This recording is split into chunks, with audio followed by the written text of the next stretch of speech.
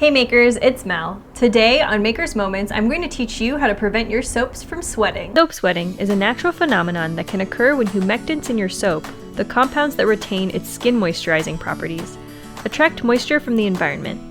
It's most common in high glycerin soap bases.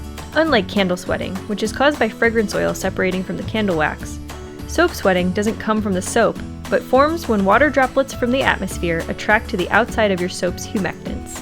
While it won't ruin your soaps, it can be annoying to make perfectly dry soap creations only to come back later to find that your soap has started sweating. To prevent your soap from sweating, here are our tips on protecting those creations from those pesky water droplets. Tip 1. Use a low glycerin soap base. Sweating occurs most with high glycerin bases, but can also occur with soaps that contain other humectants such as honey or castor bean oil, and it's most common in humid environments. To prevent sweating, reach for a recipe or soap base that is low glycerin or low sweating, like our cocoa mango butter or shea goat's milk bases. Tip 2. Wrap your soaps in plastic. To prevent your soaps from attracting moisture in your environment, shrink wrap or wrap in plastic immediately after they are done curing. This will ensure that your product is airtight and will avoid any chance of sweating. Tip 3. Prepare an airtight drying container.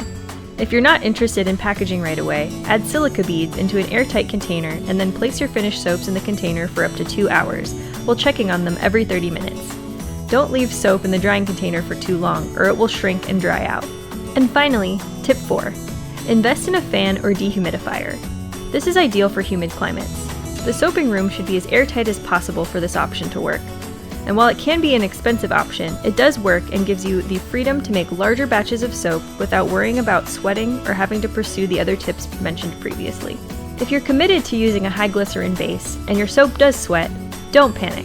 You can still use the batch by using step 3 to dry them out, or you can physically wipe the soaps with a soft dry cloth and then use any of the aforementioned tips to prevent them from sweating again.